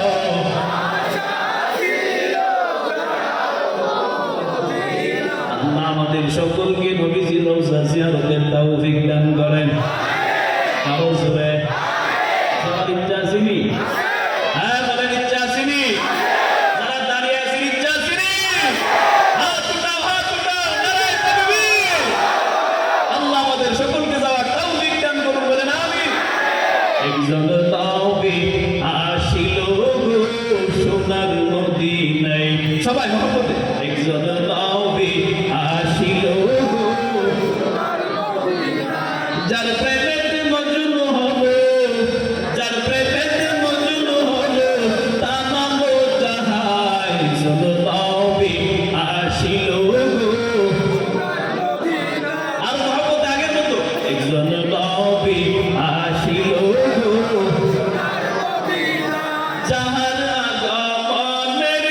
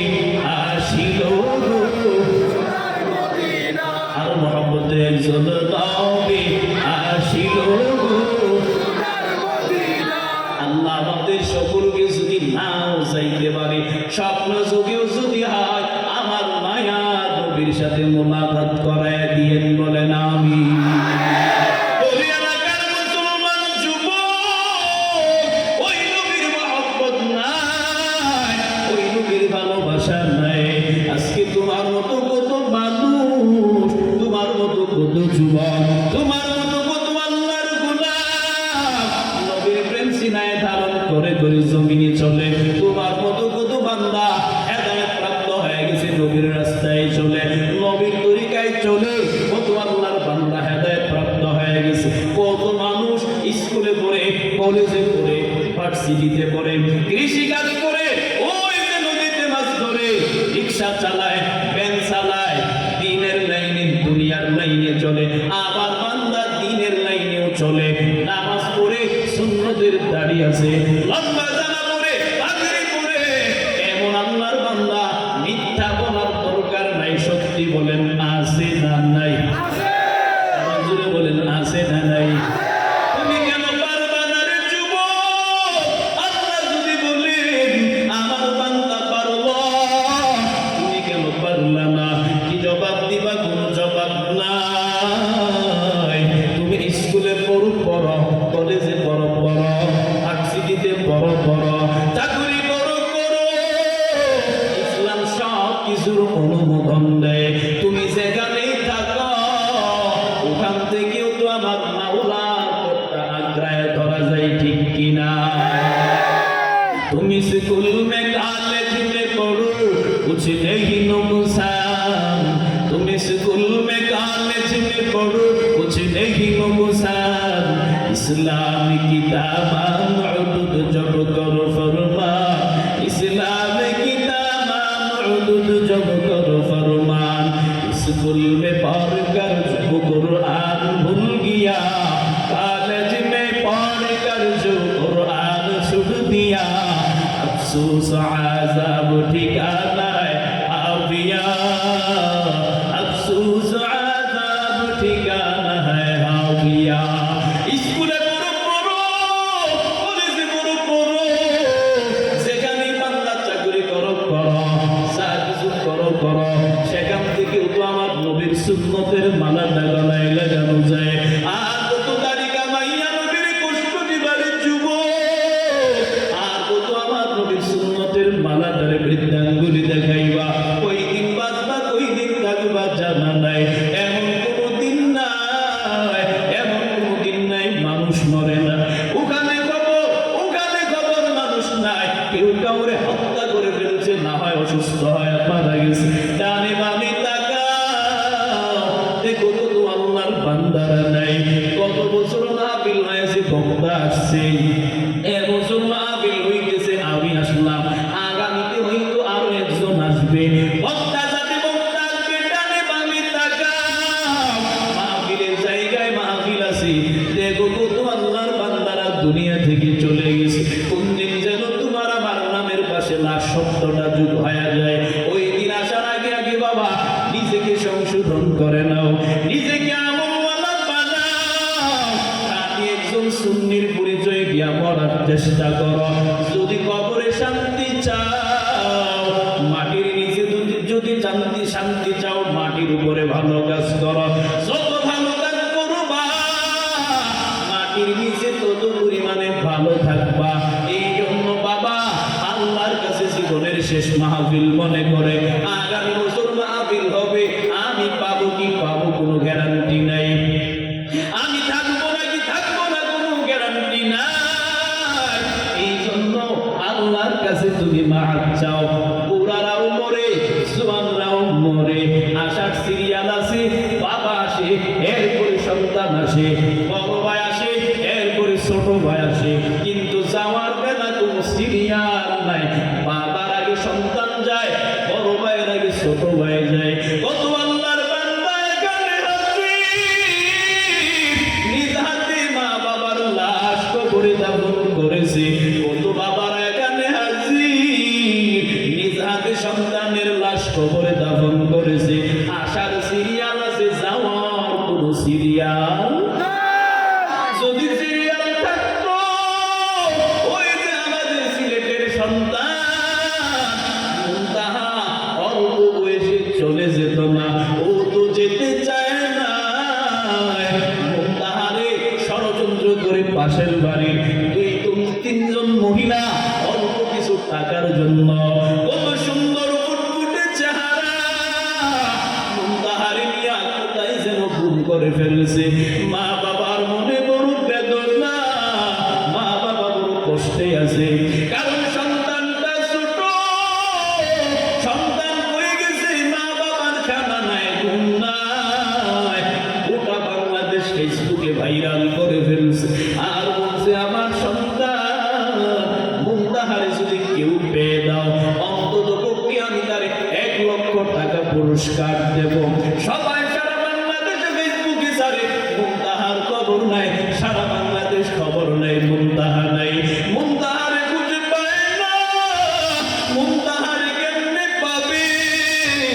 অবশেষে সারা বাংলাদেশ খোঁজ করার উপরে মুন্তাহার আত্মীয় স্বজন পাড়া প্রতিবেশীরা গভীর রাতে তাকাইয়া থেকে মুন্তাহার লাশ সারা বাংলাদেশের কোথাও নাই, ঘরের পিছনে কাদার মধ্যে লুকাইয়া হত্যা করে লুকাইয়া রাখছি। এরে আল্লাহর গোলাম, সকলের হৃদয়ে নাড়া দিয়েছে ঘটনাটা। কয়েকদিন বাবা বাঁচবা না, মরতে চাইলেও মানুষ মানুষকে মেরে ফেলে, টাকার জন্য ভাই ভাইরে হত্যা করে, ধন সম্পদের কারণে মা বাবা সন্তানকে হত্যা করে, সন্তান মা বাবাকে হত্যা করে, আছে না নেই? আগামীকাল ওই যে টেকনাফের উপজেলায় যাও, থানায় গিয়ে দেখো বাবার বিরুদ্ধে সন্তানের মামলা, বড় ভাইয়ের বিরুদ্ধে ছোট ভাইয়ের মামলা, ভাইয়ের বিরুদ্ধে বোনের মামলা। ওরে আল্লাহর গোলাম, কেউ আপন না, কেউ তোমার সঙ্গী না, সবাই তার তার চিন্তা নিয়ে ব্যস্ত। এই জন্য তোমার নিজের আখের নিজেরই গুছানো লাগবে। ময়দানে আসছো, আল্লাহর কাছে হেদায়েত প্রাপ্ত হও, আল্লাহর কাছে হেদায়েতের দোয়া করো। ও দয়ার মালিক, আমার মতো নাফরমান ময়দানে কেউ নাই, আমার মতো খারাপ কেউ নাই, এমন কোনো গুনাহ নাই, এমন কোনো অন্যায় নাই যেটা আমার দ্বারা হয় নাই, এমন কোনো নাফরমানি নাই যেটা আমার দ্বারা হয় নাই।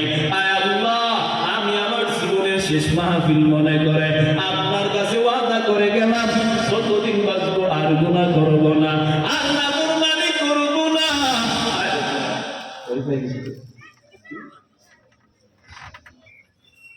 আর গুনাহ করব না, নাফরমানি করব না, অন্যায় করব না। খাঁটি দিলে যদি বাবা চোখের পানি ছেড়ে ছেড়ে কান্না করতে পারো, যত পরিমাণে গুনাহ হোক না কেন আমার আল্লাহ প্রক্ষেপ করবে না। আল্লাহ বলেন, গোলাম, হাজার অন্যায়ের পর 2 ফোঁটা চোখের পানি যদি আমার কাছে বাঁচাইতে পারো, পাহাড় পরিমাণ যদি গুনাহ হয়, আমি আল্লাহ 2 ফোঁটা পানির বিনিময় তোমার পিছনের সব গুনাহ আমি ক্ষমা করে দেব। আল্লাহর কাছে হেদায়েতের দোয়া করে এই ময়দান থেকে পাক্কা ওয়াদা করে বাড়িতে যাও, যতদিন বাঁচবা নবীর সুন্নতকে বৃদ্ধাঙ্গুলি দেখাইবা না, আর আল্লাহর বিরোধিতা করবা না, উলামায়ে কেরামের বিরোধিতা করবা না, 5 ওয়াক্ত নামাজ পড়বা, মা বাবার খেদমত করবা, আল্লাহ ওয়ালাদের সুরবতে বাকি জীবনটা পার করে দিবা। তাওবা করার যদি নিয়ত হয়, মুনাফিক যদি না থাকে, খাঁটি তাওবার নিয়তে আমার মালিককে 2 হাত উঁচু করে দেখাইয়া দাও। নারায়ে তাকবীর, আর মুহাম্মদে নারায়ে তাকবীর। আল্লাহ আপনি আমাদের সকলের হাত কবুল করে নেন। তওবা করতেছি, আর নাফরমানি করব না, অন্যায় করব না। আল্লাহ মেহেরবানি করে আমাদের তওবা কবুল করে নেন, তওবার উপরে মজবুত হায়াত চলার তৌফিক দান করেন, আমিন। ভাইরা আমার, আরো চালাইতে নেই, এখনো খাইলে লাগছেন আপনাদের, আমার দিকে খাইলে গেছে তো চালাই আরো 2 ঘন্টা। বাহ, একজন মানুষ বন্ধু পাইলাম কিছু চাই রাতের কষ্ট হইতেছে কথা, আপনি কইতে থাকেন, কইতে কইতে আমি মেরা যান বাড়ি দিয়ে দিব, তো ছাড়তে পারবেন না নাকি? আল্লাহ আকবার, আল্লাহ আজকের আয়োজন কবুল করুন। আর হুজুরে এই যে আলোচনা সার্বিক দেশ, হেদায়েতের মালিক আল্লাহ। তবে বান্দার মুজাহাদার চেষ্টা লাগবে কিনা? আমি ঘরে বসে নামাজ করি না, আল্লাহ আমারে পড়ায় না, আমি দাঁড়িয়ে রাখি না, আল্লাহ আমারে রাখায় না। আল্লাহ যেদিন তৌফিক দিবে ওই দিন আল্লাহ বসে রয়েছে ভিতরে হেদায়েত। হ্যাঁ, আল্লাহ হেদায়েত তোমার ঘরে এনে ধাক্কা দিয়ে দিয়েছে, এটা তোমার চেষ্টা করা লাগবে। কারণ সমস্ত দুনিয়ার মানুষ যদি আল্লাহর বিরোধিতা করে, বলেন আল্লাহর বিন্দু পরিমাণে ক্ষতি হবে? কথা বলেন, ক্ষতি হবে? আমরা সবাই যদি আল্লাহর বন্দেগী করি, আল্লাহর বিন্দু পরিমাণ কোনো লাভ হবে? ক্ষতি লাভ যেটা আছে, লাভ লোকসান সব আমাদের, আল্লাহর কোনো কিছু হবে। আল্লাহ ভালোবাসে, মহব্বত করে, এই জন্য আল্লাহ বলেন বান্দা আমি চাই তোমরা জান্নাতে যাও, জাহান্নামে না। আল্লাহ বলেছে জান্নাতে যাইতে হলে প্রথম শর্ত নামাজ ছাড়া লাগবে। ধরে বলে দাড়ি যেটা আছে ওইটা পালাই দিতে হবে না। হুজুর দাড়ি রেখে কি করব? আঙ্গ বাঙালি পাবলিক আহারে দাড়ি রেখে কি করবো? দাড়ি রাখছেন না, ভালো কথা, দাড়ি রাখলে কি হবে? বৃদ্ধাঙ্গুলি দেখাই দেন মানে আপনি বড় একটা মুনাফিক। দাড়ি রেখে কি করবো? রাখলে কি হবে? না রাখলে কি হবে? বলে রাখলে কি হবে? আনজাবি না পড়লে কি হবে? নামাজ না পড়লে কি হবে? পড়লে কি হবে? তো পড়তে সমস্যা। মুসলমানের ঘরের সন্তান নামাজ নাই, রোজা নাই, কোরআন তিলাওয়াত করতে পারে না, পর্দা নাই, এটা কি আমাদের জন্য সম্মানজনক নাকি লজ্জাজনক? মুসলমানের ঘরের সন্তান তিলাওয়াত করতে পারে না, এটা লজ্জাস্কর বিষয় না? মুসলমানের ঘরের মেয়ে পর্দা করার একটা লজ্জার বিষয় না? তোরা বলেন হ্যাঁ, এটা লজ্জার বিষয় না? এখন মার্কেটিং বেশি বেশি করার জন্য মা বোনদেরকে রাস্তায় নামাই দিচ্ছে, নামাইছে না? কারণ এখন দেখতেছে ওই যে কিছু কিছু জায়গাতে মেয়েদের জন্য অফার দেওয়া, ছেলেদের কোনো অফার নেই। মেয়ে না আসলে ওইটা ধরেন টাকা লাগে 20,000, মেয়েদের জন্য 50% ডিসকাউন্ট, 5,000 লাগবে, 10,000 লাগবে, আর ছেলে ভর্তি হইলে ছেলে গেলে ওটা 20,000 লাগবে। কেড়ে দিছে ওটা। এরা কি আপনার থেকে চালাক কম? এরা চিন্তা করছি যুবকরা যে পরিমাণে আবেগপ্রবণ মানুষ, যুবকরা যে পরিমাণে এখন যৌবনের তার নাই দৌড়াদৌড়ি করে, মেয়েরা যদি নিয়ে আসে ছেলেরা নিয়ে টাকা 20,000 লাগুক আর 40,000 লাগুক, ছেলে এমনিতেই যাবে। মুসলমানদেরকে ধ্বংস করা বড় একটা তাই তারা ইহুদি খ্রিস্টানদের, ঠিক কিনা? আজকে মুসলমানের ঘরের মেয়ে পর্দা করে না, রাস্তায় মন মতো বের হয়ে যায়, এত মুসলমানের সন্তানের আদত না। আর সেই জায়গাতে আমাদের বহু সুশীল সমাজ যারা এখন দেশে নাই, তারা বলতো নারীরা ফুটবল, ক্রিকেট, বিভিন্ন খেলা গেলে বাহিরের দেশ থেকে চ্যাম্পিয়ন হয়ে দেশের সম্মান বয়ে আনছে। সম্মান বয়ে আনছে।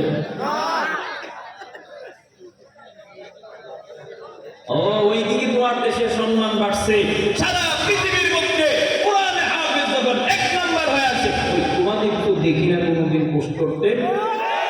আসল কথা হলো তোমরা হুজুর বিদ্বেষী না, তোমরা ওই নারী বিদ্বেষী না, তোমরা প্রকৃত করতে চাও যে বাংলার জমিনে ইসলাম যেন কায়েম না হয়। ইসলাম যদি কায়েম হয়ে যায়, তোমাদের চাঁদাবাজি, টেন্ডারবাজি, ডাকাতি, চুরি করা, রাজধানী খুন করা, জনগণের হক নষ্ট করা সব অটোমেটিক বন্ধ হয়ে যাবে।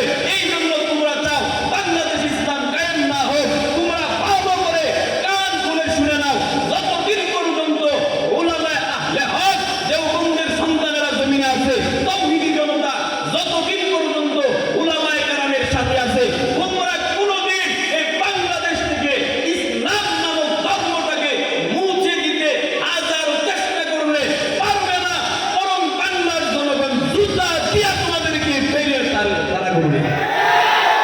যতই স্বপ্ন দেখো কোনো লাভ হবে। আজকে মুসলমানের সন্তানরে মার্কেটিং এর জন্য নামায় দিছে, একটা ব্যবসা করবে, ওখানেও নারী, মার্কেট ওখানেও নারী, সব জায়গাতে নারী। বলেন পর্দা করা পুরুষের জন্য বরং নাকি নারীরাও আছে? ধরে বলেন যারা যাদের বউ পর্দা করে না, যাদের বউ পর্দা করে না, অন্যের সামনে বুক খোলা অবস্থায় চলে, তারা বুঝাইতে চায় বউটা আমার একানা স্বভাব, বউটা আমার একানা। এলাকাবাসীর একটা হক আছে না? হ্যাঁ, আমার বউ আরেকজনে দেখবো, আমার আমারই মেজাজ খারাপ হয়েছে, আমার প্রতি তো দেব। আর কয় ইসলাম নাকি নারীর সম্মান দিছে না। আফসোস, ইসলাম তো মা তোমরা বুঝলা না। ইসলাম তোমাদেরকে একেবারে রানীর মতো সম্মান দিয়েছে। ইসলাম ধর্মে যে পরিমাণে একটা নারীকে সম্মান দেওয়া হয়েছে অন্য কোন ধর্মে দেওয়া হয় নাই। মুসলমানের ঘরের সন্তান নারী পর্দা করে না। আরে আমার বউ তো আমার ছোট ভাই দেখে না, আমার ছোট ভাইয়ের বউ আমি দেখি না, আমাদের বন্ধু বান্ধব আছে এদের বউ আমরা দেখি না। কেন দেখবো? আমার বউ আরেকজন কেন দেখবো? আমি কেন দেখাইবো আমার বউ কোনো অন্য বলে? যারা এরকম কাজ করে, এখন তো অনেক মা বাবা চায় আমার মেয়েটা ক্রিকেট খেলবে, ফুটবল খেলবে, হাডুডু খেলবে, রাস্তাঘাটে ওপেন বেপরদা হয়ে চলাফেরা করবে। এইরকম স্বপ্ন অনেক মা বোনেরা দেখিনি, অনেক বাবারা দেখে। আল্লাহ বসতে বাবা রাত্র গভীর হয়ে গেছে, আপনাদের কাছে অনুরোধ, কোনদিন সন্তান রে ছেলে হোক মেয়ে হোক, আপনার দায়িত্ব আলা কুল্লুকুম রাঈ ওয়া কুল্লুকুম মাসউলুন আন রাইয়াতিহি। আপনি দায়িত্বশীল, দায়িত্ব সম্পর্কে আল্লাহর কাছে কাজ করা আপনার দাঁড়াতে হবে। আপনার মেয়ে পর্দা করে না, আপনার ছেলে পর্দা করে না, আপনার মেয়ে দ্বীনের লেবাসে চলে না, সিরত সুরত কোনোটাই দ্বীনের নাই, আল্লাহর কসম ও একা জাহান্নামে যেও যাবে না, আপনার সাথে করেই নিয়ে যাবে। সন্তানকে জান্নাতি বানাতে চাইলে, নিজে জান্নাতি হতে চাইলে নিজের দায়িত্ব পালন করে সন্তানকে, সব মেয়ে ছেলেকে মেয়েকে আগে পর্দাওয়ালা বানাও, তবেই করে শান্তি আসবে। আমরা অনেকে মনে করি, অনেকে মনে কষ্ট পাইতেছে না, অনেকে মনে মনে কইতেছে স্টেজে কইতেছে নাম এনে আছে নাকি? এই জন্য আলোচনা আর দীর্ঘায়িত হবে না। যারা আমরা আমাদের ছেলে মেয়েদেরকে বেপরদা অবস্থায় আমরা ছাইরা দিছি, এই কক্সবাজার আপনাদের পাশেই তো, কক্সবাজারে বহু মেয়েরা ছেলে নিয়ে ঘোরাফেরা করে না? আমার বোন আরেক ছেলের সাথে বিয়ের আগে ঘুরবো কেন? আপনি কেমন বাবা? আপনার মেয়ে আরেকটা ছেলের হাত ধরে ঘুরে, কেমন বাবা আমার বলে? আপনি কেমন ভাই? আপনার বোন আরেকটা ছেলের নিয়ে অপরিচিত, বিবাহ হয় না, আরাম সম্পর্কে লিপ্ত হয়, কিভাবে কক্সবাজারে ঘুরে? ওটাকে আপনার লজ্জা লাগে না? আপনারা কেমন মা বাবার সন্তান বলে না লাগে? বড় লজ্জার বিষয়। আল্লাহ আমাদেরকে হেফাজত করুন। আরো জোরে বলেন। সর্বোপরি আমরা দিনটাকে প্রাধান্য দেব, ধর্ম যেটা বলে সেটাই। আমার মতে আমাদের সাইদুল আল্লামা বশির শাহ হুজুর বলতেন, আমার মতে মত না, আল্লাহর মতে মত। আমার মতে পথ না, নবীর মতে পথ। আমার মতে মত না, আল্লাহর মতে। অনেক কিছু দেখা যাবে আপনার মানতে কষ্ট, কিন্তু ইসলাম এটারে মানতে বলেছেন, মানতে হবে। বুঝেন না বুঝেন, যুক্তিকে ধরে আর না বলে মানার নামই হলো মুমিন। ইসলাম বলছে আগুনে ঝাঁপ দাও, প্রশ্ন নাই, সাথে সাথে আগুনে ঝাঁপ দেওয়ার নাম মুমিন। ইসলাম বলছে নদীতে ঝাঁপ দাও, কোন প্রশ্ন ছাড়াই ঝাঁপ দেওয়ার নাম হলো মুমিন। যদি প্রশ্ন তুলো বিশ্বাস না হয়, তবেই তুমি নাস্তিকের চেলা ফেলা। আল্লাহ আমাদের বোঝার তৌফিক দান করুন। আরো জোরে বলেন। সর্বোপরি আমি আপনাদের কাছে দোয়া চাই, আমিও আপনাদের জন্য প্রাণ ভরে দোয়া করি। আমাকে যিনি দাওয়াত করেছেন আল্লামা টেকনাফের কৃতি সন্তান হেফায়েতুল্লাহ শফিক দামাত বারাকাতুহু, হযরতে সফর সঙ্গী খাদেম মাওলানা আমিন সাহেব, আমার অত্যন্ত কাছের মানুষ। গত 1 বছর আগেও আপনাদের পাশে আসছিলেন, কোথাও দিকে আশেপাশে অনেক আল্লাহ বান্দারা গেছেন, জানেন। আজকেও আসছি, হয়তো আর হায়াত থাকলে আল্লাহ রিজিকে রাখলে আবারও আসতে পারি। নাকি আর জীবনে দাওয়াত দিবেন না? আল্লাহ যাই হোক, সর্বোপরি সকলের জন্য দোয়া চাই। যারা আয়োজন করেছেন কমিটি, আমি প্রাণ ভরে দোয়া করি। যারা এর পিছনে যেভাবে সহযোগিতা করেছেন, 1 টাকা দিয়া, টাকা নাই পয়সা নাই, পরামর্শ দিছে, যে যেভাবে সহযোগিতা করেছে আল্লাহ পাক যেন কবুল করেন। এই মাহফিলকে জরিয়া করে আল্লাহ যেন আমাদের এই অত্র এলাকার চিন্তা মুদ্রা সকলকে মাফ করে দেন, বলেন আমিন। এই সবাই যত উলামায়ে কেরাম কথা বলেছেন আল্লাহ পাক ভুল ত্রুটি ক্ষমা করে সেই কথাগুলো আমল করার তৌফিক দান করেন, বলেন আমিন। দোয়া চাই, সুস্থতা কামনা করি, আমার জন্য দোয়া করবেন। এখানেই বিদায় নিচ্ছি, সকলেই ভালো থাকুন। সুবহান রাব্বিকা রব্বিল ইজ্জাতি আম্মা ইয়াসিফুন ওয়া সালামুন আলাল মুরসালিন ওয়ালহামদুলিল্লাহি রাব্বিল আলামিন। আসসালামু আলাইকুম ওয়া রাহমাতুল্লাহ।